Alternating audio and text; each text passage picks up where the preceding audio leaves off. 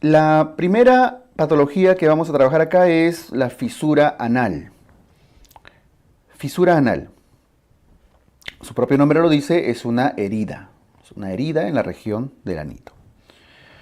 Como están viendo acá, estas heridas ocurren en la zona inferior a la línea dentada, ¿no? De la zona de transición entre la zona rectal y anal, y ocurren sobre todo en la línea media posterior, en la parte posterior en ese sentido. Es raro que ocurran en las zonas laterales o anteriores, en el resto de la circunferencia. Cuando hay heridas en estas regiones, ya tenemos que pensar en neoplasias, problemas inflamatorios crónicos, otro tipo de enfermedades, incluso cáncer de anito. Pero si es en la parte posterior, es la fisura anal clásica que conocemos, secundario ¿a qué? A estreñimiento crónico. Por eso, en generalidades, ponemos asociado a estreñimiento crónico, más frecuente en la línea media posterior, aproximadamente el 90% ocurre a este nivel. Un 10% va en la línea media anterior y está asociado un poco más a lesiones traumáticas. Pero el del estreñimiento, que es la más común, zona posterior. La evolución fisiopatológica. Todo comienza con el paso de heces duras, que generan una herida, ¿okay? Que generan una laceración. Entonces, las heces duras generan una laceración muy pequeña, una heridita, un pequeño desgarro. El problema es que ese desgarro luego genera dolor. El dolor, por el paso de las heces, por el desgarro del tejido, debería cicatrizar normalmente ese tejido, pero el dolor hace que el esfínter haga hipertonía. ¿Qué pasa cuando pasan heces duras y duele? El esfínter anal interno, que es el involuntario, no lo pueden controlar, se contrae fuerte, pero es por el dolor. Esta hipertonía hace que los vasos sanguíneos que recorren, miren la imagen que estoy haciendo, los vasos que recorren esta zona, por la contracción muscular, se cierren. Y al cerrarse en toda la circunferencia, no suministra suficiente cantidad de sangre y oxígeno, obviamente, a la herida, por lo tanto la cicatrización no se va a dar en tiempos adecuados. ¿Ok? Esa hipertonía entonces nos lleva a la isquemia, a la poca perfusión. Y al haber poca perfusión no cicatriza, por el contrario, la herida aumenta su tamaño. Todo comenzó entonces con una herida muy pequeñita, que generó una laceración, que dolía, y luego eso generó hipertonía del esfínter, esa hipertonía nos llevó a la isquemia y la isquemia más herida. Y más herida, otra vez regresa. ¿A qué nos lleva la herida? A que duela más. Aumenta el tamaño y genera más dolor.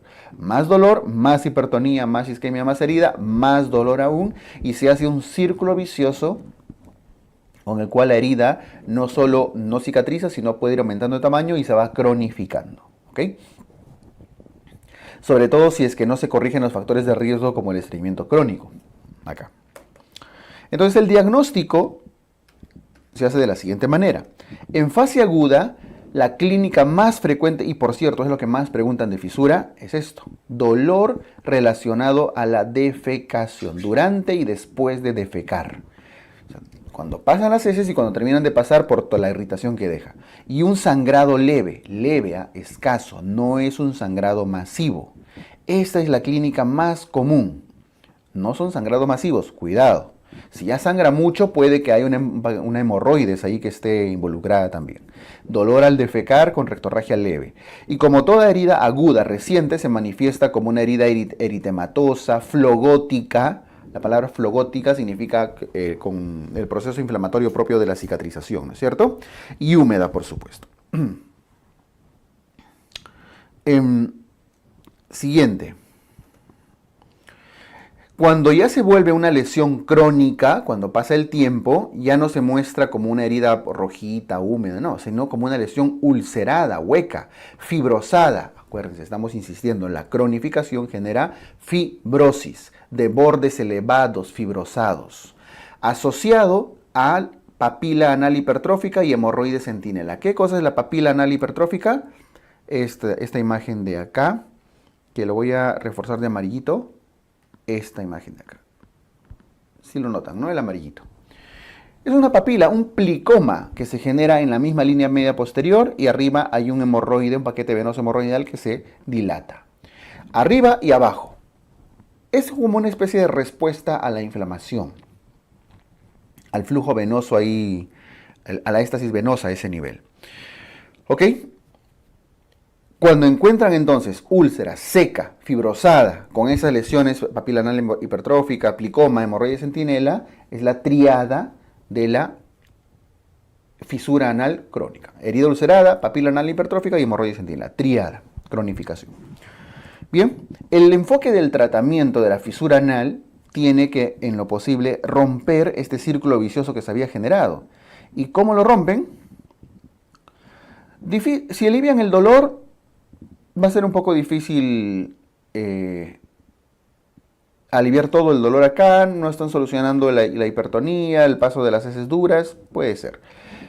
Tratar la herida, cicatrizar, suturarla, cauterizarla o algo, solamente va a generar más dolor. Aquí la técnica, el objetivo está en liberar la hipertonía. Al disminuir la tensión, la contracción muscular del músculo liso, del esfínter anal interno, se va a relajar, se relajan las fibras y hay mayor circulación sanguínea a ese nivel. Y más circulación sanguínea implica mayor posibilidad de cicatrización de esa herida. Entonces, el fundamento es mejorar la irrigación perianal. ¿Y cómo mejoramos la irrigación perianal? Una opción es, en fases agudas sobre todo, manejo médico. ¿Y el manejo médico en qué consiste? El manejo médico consiste en baños de asiento, y lo voy a enumerar. ¿Por qué los baños de asiento? ¿Qué significa baños de asiento? Sentarse por ciertos periodos de tiempo, algunas veces al día, sobre agua tibia, calientita. Unos 15 minutos, 2 o 3 veces al día, 15 minutos a media hora. ¿Por qué? Porque el agua caliente hace que se genere vasodilatación a este nivel. Y vasodilatación significa más perfusión de la herida. Baños de asiento. Por supuesto que una dieta antiestreñimiento, una dieta rica en fibra. Y manejo del dolor, analgésicos. Tanto analgésicos orales como analgésicos tópicos a ese nivel. Lo importante es disminuir el factor de riesgo y generar en lo posible vasodilatación. Mientras se mejore la hipertonía, se mejore la perfusión, a ese nivel, se mejora la irrigación, va a mejorar la herida. Pero cuando ya ha cronificado, difícilmente eso va a ayudar. Aquí lo que se hace es tratamiento del esfínter. Y el tratamiento del esfínter, estoy hablando del esfínter anal interno, va a depender del riesgo de incontinencia fecal. ¿Por qué? Porque el tratamiento de elección, que es esfinterotomía lateral interna, que es lo que están viendo en esa imagen, cortar las fibras del esfínter anal interno, pero en las zonas laterales. No en la línea media, porque en la línea media está la herida, en las zonas laterales. Esfínter interno, por eso se llama esfinterotomía lateral, porque es a los costados, interna, porque es del esfínter interno. Esa esfinterotomía, que es el procedimiento que da mejores resultados, se hace en pacientes que no tienen riesgo. Ahí dice, sin riesgo. ¿De qué? De incontinencia fecal. Pero si son pacientes que tienen riesgo, con riesgo de incontinencia fecal, a ellos se les inyecta toxina botulínica, Botox, en la zona de las fibras. ¿Está bien? Listo, entonces, en fases agudas, dieta, baños de asiento, analgésico. En fases crónicas, relajar el esfínter. Esfinterotomía lateral interna, toxina botulínica. Ese es el tratamiento. Y ahora, si nos dicen cuál es el mejor de frente, la esfinterotomía lateral interna. Y por cierto, ¿quiénes tienen riesgo de incontinencia fecal? Sobre todo las personas ancianas. Ustedes le cortan el esfínter a los ancianos y ya eso ya no se recupera y se ven en diarrea, incontinente, ¿no? Incontinencia fecal, sobre todo en pacientes ancianos o que tengan algún tipo de neuropatía o daño medular que le va a generar incontinencia fecal. Ancianos, neuropatías, problemas del sacro, medulares en general. Listo. Esto con fisura anal. Les he resaltado las dos preguntas más comunes. Uno, la clínica, y dos, el tratamiento que se suele realizar. ¿Ya? El otro tema es hemorroides. Las hemorroides, que en realidad se refiere a la dilatación de los plexos venosos hemorroidales, que bueno, ya está aceptado llamarles hemorroides y punto. Se refiere a la patología. Las hemorroides son protrusiones de paquetes venosos hemorroidales. Recuerdan de anatomía que hay un plexo venoso hemorroidal interno y hay un plexo venoso hemorroidal externo, ¿cierto? Esos plexos venosos recogen la sangre venosa de la zona del recto y los llevan a la vena rectal superior, vena rectal media, vena rectal inferior, sobre todo a las partes inferiores. Las hemorroides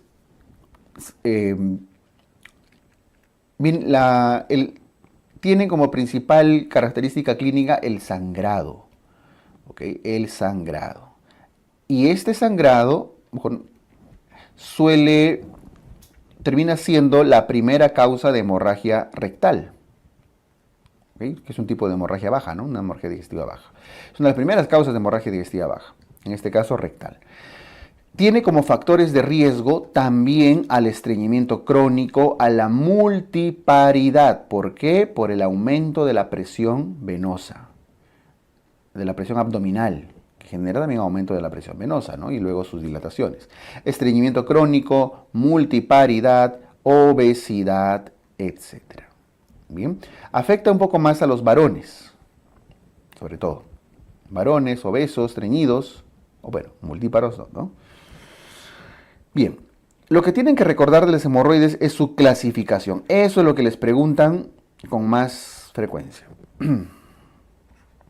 Sangrado, estreñimiento crónico, multiparidad, ¿qué más les dije? Obesidad, ¿no? Varones. Muy bien. En el diagnóstico, ya hemos dicho que la clínica principal es el sangrado. O sea, para diagnosticar hemorroides debe haber sangrado y algo más. Algo más. Y eso va a depender del grado. Si es grado 1, solamente sangra, no prolapsa. Miren que ya hay una dilatación del paquete venoso, ahí lo estamos viendo, el plexo hemorroidal interno, pero no llega a prolapsar. Ahora, como está dilatado, sí puede generar sangrado, eso es posible.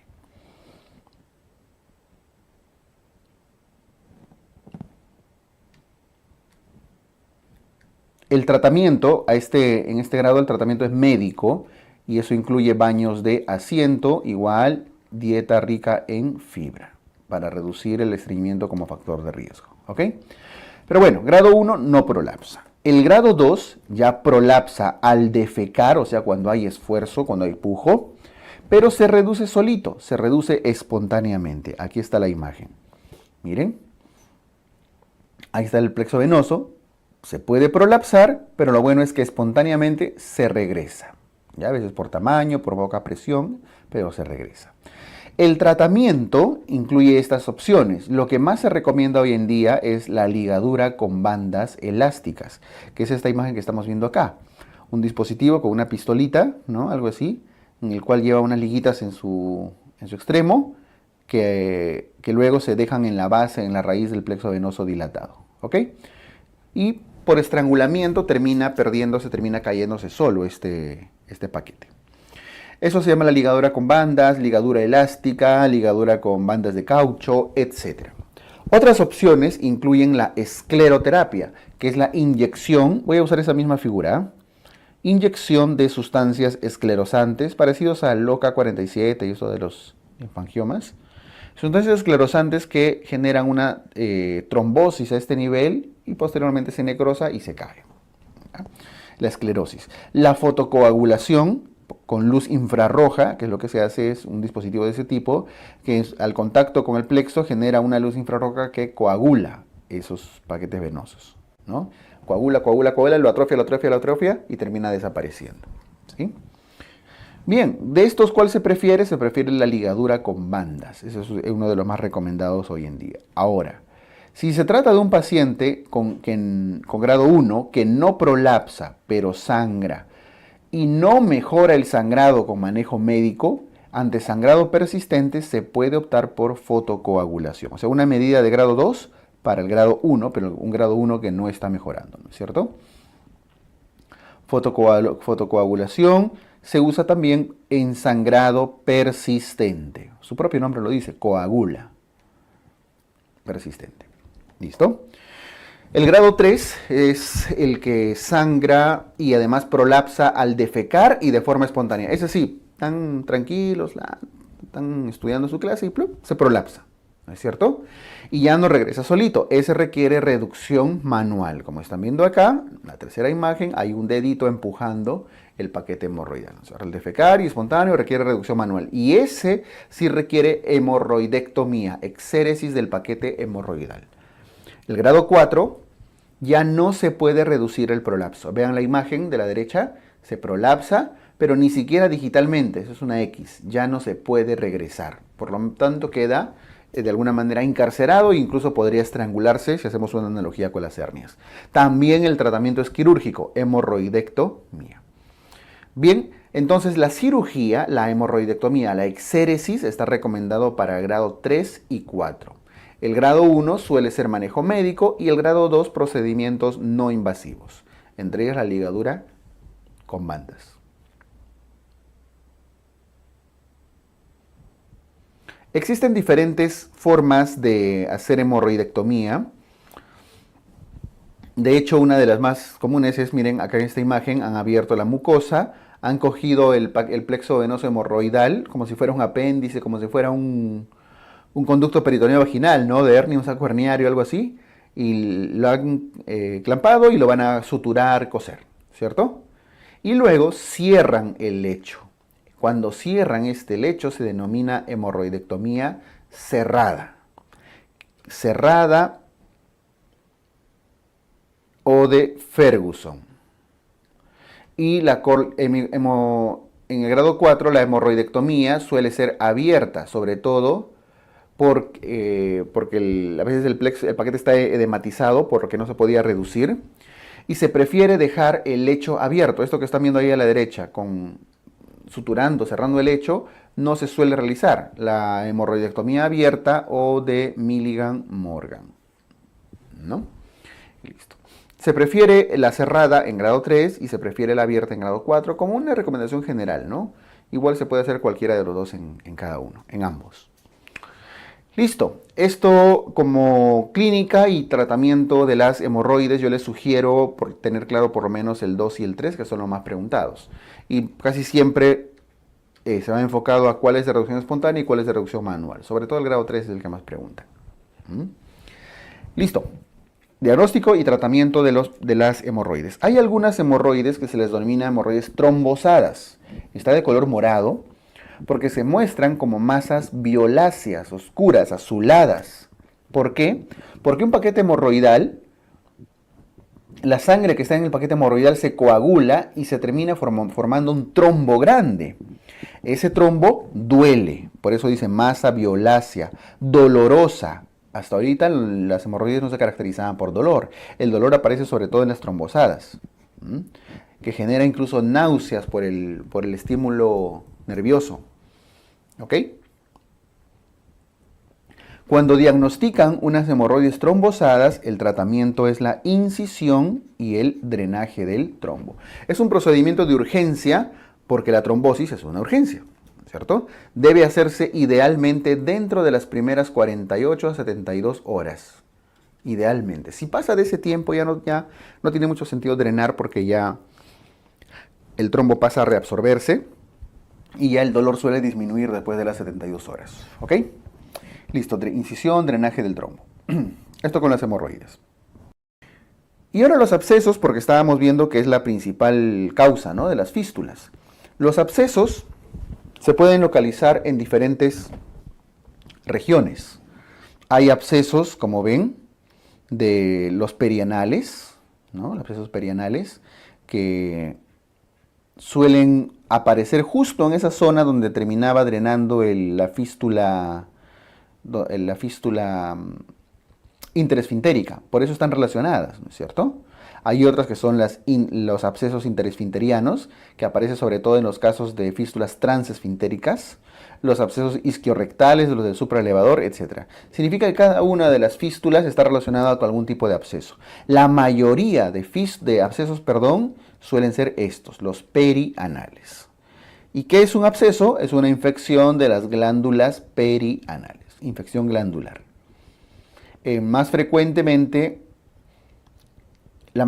de todas es la perianal subcutánea, esta de acá. Y menos mala porque el drenaje es fácil, ¿no? No tienen que introducirse mucho para drenar, para un posible drenaje. Tiene como factores de riesgo al sedentarismo, a la diabetes mellitus, a la obesidad, etc., ¿no? Factores de riesgo ya creo que bastante bien comprendidos.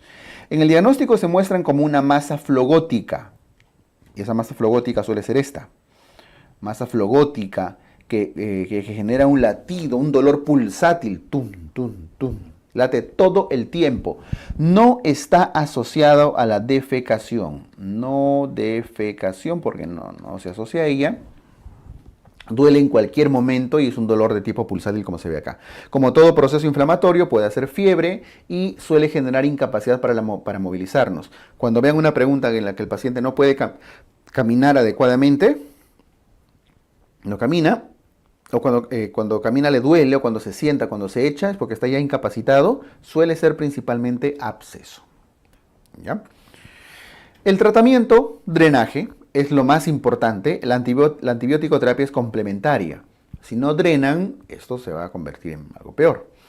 Ahora, ¿qué significa drenaje externo versus interno? Externo significa que se drena desde afuera, no necesitan entrar al recto, e interno significa que sí tienen que entrar al recto para drenar desde ahí, ¿no? O el otro de acá. ¿Ok?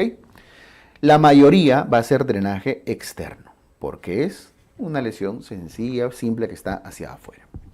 Si no lo manejan adecuadamente, si no se recupera rápidamente esto, puede cronificar y formar una fístula. Puede terminar haciendo su trayecto, donde estoy pintando ahí en el grafiquito, por acá, por acá, por acá, por acá, por acá, por acá, por acá, y salir, ¿verdad? Y formar una fístula interesfintérica. Listo. Esto con los abscesos anorrectales. Vamos con las fístulas anorrectales. ¿Qué son las fístulas anorrectales? Las fístulas anorrectales son trayectos inflamatorios crónicos entre el conducto anal o recto inferior y la piel perianal. Es decir, caminitos paralelos al recto, por fuera. Esos son. Y usualmente tienen un componente inflamatorio crónico. Significa que previamente ha habido una inflamación aguda y, por cierto, generalmente es un absceso. Por eso dice, la mayoría son secundarios a un absceso anorrectal. Ese viene a ser el cuadro inflamatorio agudo que después cronifica. A veces porque no se drenó suficientemente o simplemente porque es complicación. Ya pues, ¿no? Las cronificaciones, cuando una fístula cronifica, tiene riesgo de malignización. ¿Ok? Puede malignizar. Puede generar adenocarcinomas y demás, o carcinomas epidermoides, incluso en la zona anal. Estas fístulas pueden ser de varios tipos. Les pongo las dos más comunes. La tipo 1, que es la interesfintérica, y la tipo 2, que es la transesfintérica. Hay otras que son la supraesfintérica o la extraesfintérica, etc. Pero estas vienen a ser las dos más frecuentes. Ahora, ¿según quién? Según la clasificación de Parkes. ¿Y cuál es la clasificación de Parkes? Esta de acá, ¿cierto? Según Parkes, ahí están las diferentes fístulas que se pueden formar. La más frecuente es esta de acá, la que termina saliendo entre los dos esfínteres. ¿Ok? Entre los dos esfínteres.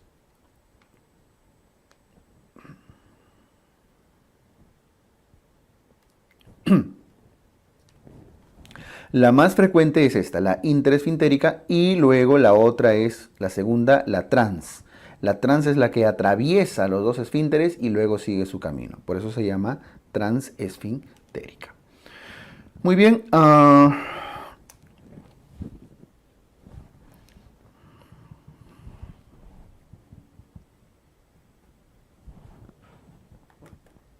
El diagnóstico de la fístula anorrectal se da básicamente, es simple en el sentido de que se suele manifestar como un orificio anormal que genera una secreción con olor fétido, ¿no es cierto? De materia fecal muchas veces.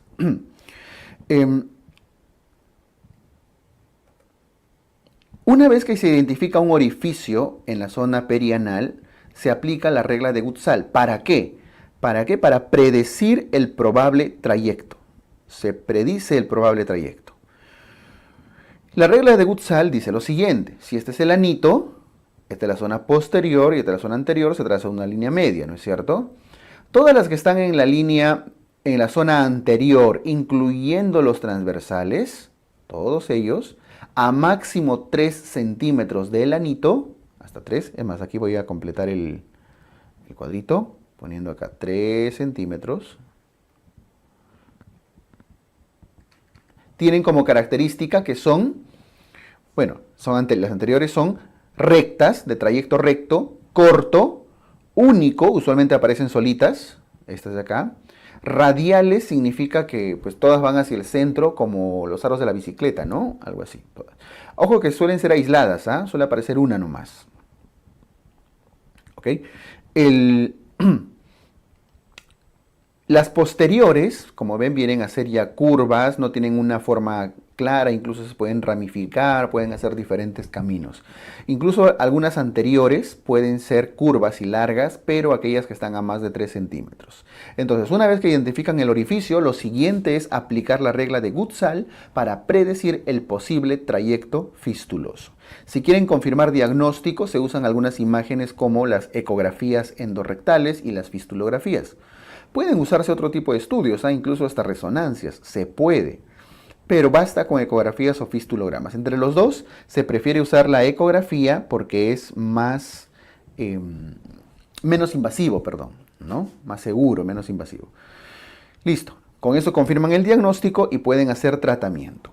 El tratamiento puede ser una fistulotomía o una fistulectomía. La fistulotomía se hace en las fístulas bajas, es decir, aquellas que están por debajo del anillo anorrectal, estas de acá, ¿no? Las que están por debajo de todo este complejo con el supraelevador, todos los de esta zona. Cuanto menos complejo, como la interesfintérica, transesfintérica sea, simplemente cortan, le hacen una apertura acá al tejido para drenar, y eso solito va así cerrando, a veces cicatrizando por segunda intención. ¿Ok? Pero si ya se trata de fístulas muy complejas, como estas de acá, como la otra que ha generado recurrencia y demás, bueno, que se ha dado la vuelta, perdón, ahí sí se hace fistulectomía. Entonces, fistulotomía en las bajas, y por cierto, la tipo 1, que es la más frecuente, suele ser una baja, o fistulectomía para lesiones altas, para fisuras altas. ¿Está bien? Listo. Bajas, fistulotomía, altas, fistulectomía. Eso con las fístulas anorrectales. El prolapso rectal está aquí básicamente solo como información. Vino solo una vez por ahí en el examen, pero de una forma, con un enfoque de pregunta distinto, era de diagnóstico.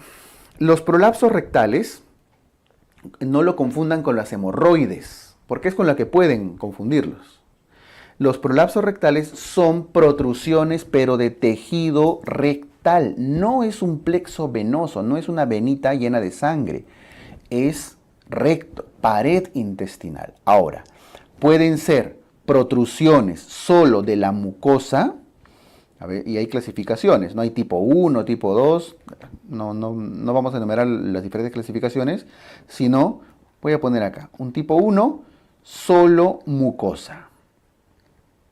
O otros tipos en las cuales se sale todo el recto. Una cosa es que se haya prolapsado solo la mucosita, que están viendo acá, la mucosita, y otra cosa es que toda la pared del recto haya descendido. Es más, con una invaginación. Si se dan cuenta, se está invaginando. Y en una vista externa, el recto se ve así. Es como si fuera un gusano que está saliendo, ¿verdad? Esto, por supuesto, genera obstrucción intestinal. Entonces, las tipo 2 incluyen toda la pared. Tipo 1 solo la mucosa, en ese caso le llaman parcial, o puede ser toda la pared, que obviamente se va a llamar total en ese caso. Pueden o no tener invaginación intestinal, con invaginación o sin invaginación, ¿ya? Dependiendo de la forma de protrusión. Esto no se suele manifestar como una masa violácea a menos que se haya ya trombosado, que haya perdido vascularización. A diferencia de los prolapsos de hemorroides que suelen Suelen ser bolsas, ¿no? Bolsas completas. Listo, la idea del prolapso rectal es el tratamiento. Eventualmente se puede requerir la resección. Dependiendo del estado del tejido, podría considerarse resección del tejido excedente, ¿no? Que está prolapsándose. Y eso es por un lado. Se decide dependiendo del grado de severidad. Y por otro lado, se puede poner en la parte superior, cubrir al recto con una malla. ¿Cierto? Una malla fijada al promontorio, al hueso que está atrás. ¿Para qué? Sujetándolo para que no se caiga el recto. A veces tiene problemas de fijación y demás acá. Otras opciones pueden ser las plicaturas, ¿no? Sujetarlos suturar directamente el recto hacia estructuras vecinas. Pero las mallitas son una buena opción para evitar la reducción. Bueno, quería que reconozcan acá la diferencia del prolapso con las hemorroides, con otros tipos de protrusiones a nivel del recto. ¿Ok? Bien. En una imagen se ve así. No es una imagen violácea, suele manifestarse como una imagen bastante regular, circular, a veces sangrante, pero con un color mucoso, ¿cierto? Eso es el prolapso rectal. Y obviamente no se parece a unas hemorroides, ¿ah? Hay que tener cuidado y lo vamos a practicar en preguntas ahí para no generar dudas.